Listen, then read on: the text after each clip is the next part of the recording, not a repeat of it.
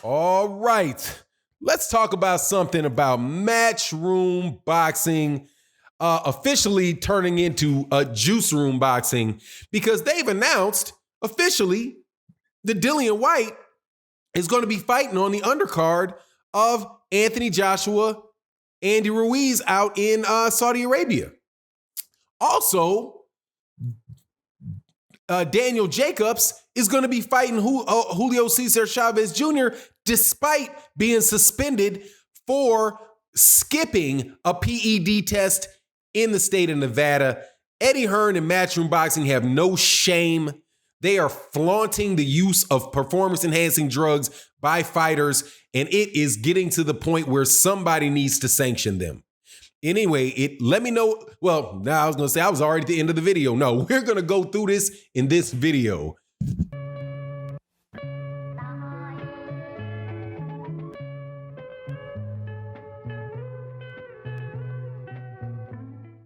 All right, welcome back to the channel, subscribers. If you are not subscribed, please subscribe and hit the bell icon so you can be notified when we release more videos. Also, I want to say a special thank you to everybody in Patreon, everybody in the live stream community that comes Monday through Friday, and OG Boxing Talk on Sunday, our weekending show with KQKC Boxing, Blood Boxing, Trap House Boxing, and my man Curtis Anderson, one of the best boxing historians that you're going to run into. Let's talk about this, man, because this is truly, truly, truly disgusting, okay? Now, we know that performance-enhancing drugs they're prevalent in all sports. We know this. Prevalent in track and field. I believe that it's prevalent in basketball. You see these guys walking out with these big bowling ball shoulders.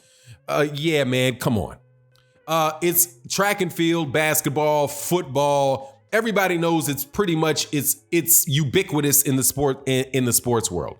Boxing not being any different. Now we're getting to the point though where people aren't even pretending, where they are forum hopping in order to avoid suspensions for performance enhancing drugs, and Matchroom Boxing is the one. They are in the forefront of unabashedly putting performance enhancer users in the ring in boxing. And the difference between boxing and other sports is that this is situations where people can get killed. So the fact that you would do it, and the fact that you don't discourage it, that you look for different ways to allow to circumvent what little regulations we have to prevent that is absolutely disgusting. And these guys should be facing major sanctions if boxing was right. If there was a national body or somebody that was responsible for this in sports, Eddie Hearn and Matchroom Boxing should get tossed out of doing any boxing in the United States. And let me explain why. Dillian Whyte, as we know, fought Oscar Rivas in a WBC fight to become the mandatory for Deontay Wilder. In this fight took place in the UK. Before the fight, Dillian Whyte tested positive for D-ball, which is basically a type of steroid. It is an anabolic steroid, and it was in the sample of Dillian Whyte, his urine sample. Without telling Oscar Rivas, without telling VADA, and without telling the WBC, Eddie Hearn met with the British Boxing Board of Controls, or UKAD, some combination of the two, and they gave a reason to them to explain why the D-ball was in their system. They say their panel, because according to their rules, you can put that in front of a panel, and the panel of independent experts or whoever says they can accept that explanation or not accept it. In this case, they accepted it. So they allowed Dillian Whyte to get into the ring with D-ball in his system, not just D-ball though. Also allowed him, the British Boxing Board of Control also allowed Dillian Whyte to get into the ring with gloves that had not been approved by Oscar Rivas' team. Two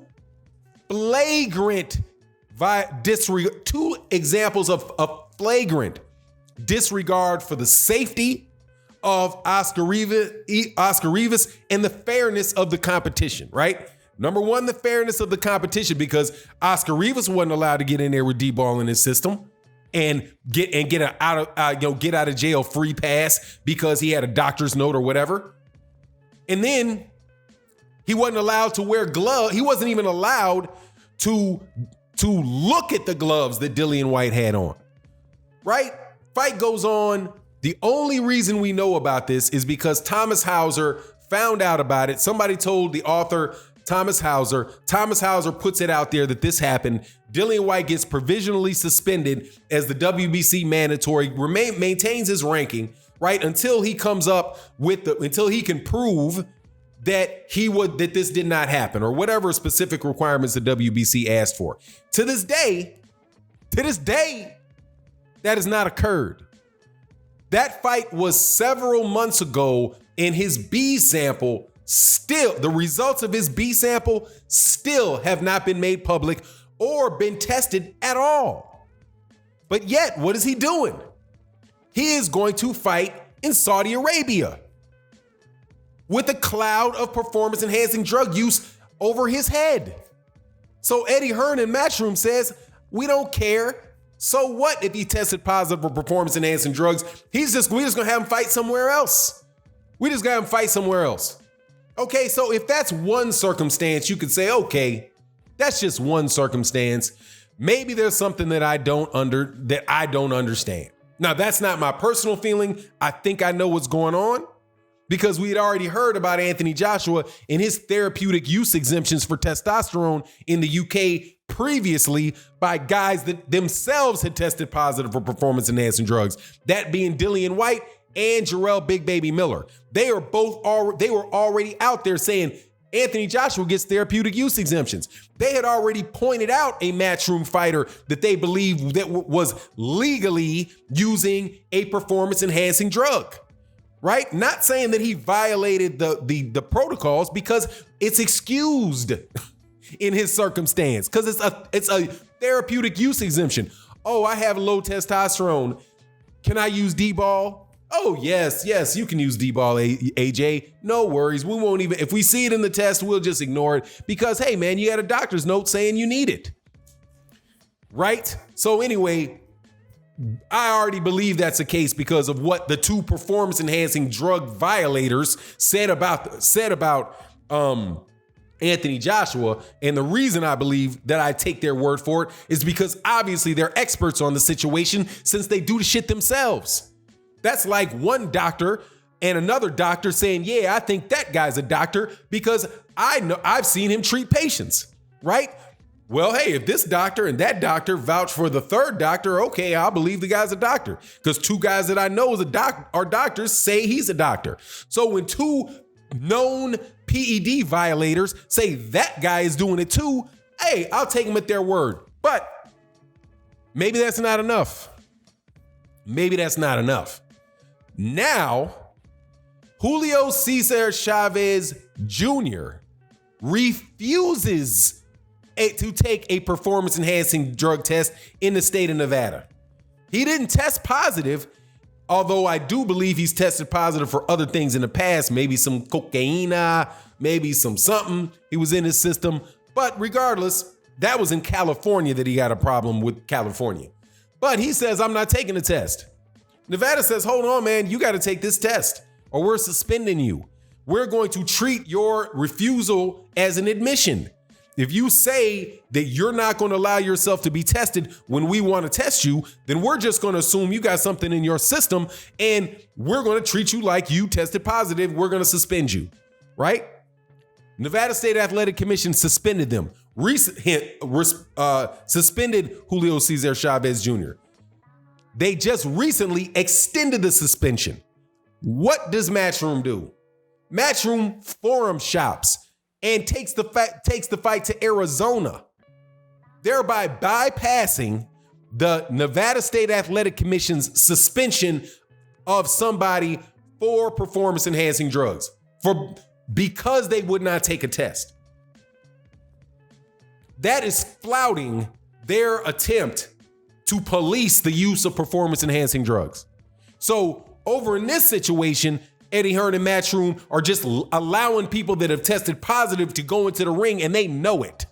They know he tested positive. They let him in the ring. In this situation, they know he skipped the test, so they say, nah, we're just going to work around it. We're going to go over here. We're going to forum hop and go to the state of Arizona and have the fight. This is absolutely ridiculous. And all of this is happening on Dazn, by the way. All of it's happening on Dazn, including Canelo Alvarez's Lou Ferrigno performance against Sergey Kovalev. The dude looked like the Incredible Hulk, man. Look, it's time to stop, man. Something needs to be done about these. Look, I don't know if you can ever get rid of performance-enhancing drugs. I don't know if you can ever get rid of performance-enhancing drugs in sports, in boxing, whatever. But when people start getting so comfortable that they are just going to spit in the eye of the attempt to fix the problem, the people that are preventing people from solving the problem or minimizing the risks associated with the problem in a sport like boxing need to be put out of the sport, because they are just flouting the law. They are just walking around doing things where it's just out for everybody to see. And when they do that boldly, it encourages other people to do it, and it makes the problem worse. It is absolutely ridiculous that Dillian Whyte is having another fight until his B sample comes out. And I don't care where it is on the planet. Forum jumping from the UK over to Saudi Arabia, or forum jumping from Nevada to Arizona makes no difference to me. A boxer can die in any one of those countries because somebody's getting in there with a ridiculous advantage over them and knowingly doing it and in being encouraged to do it by the people that put on the fight. Anyway, let me know what you think in the comment section, and with that, I'm out. Peace.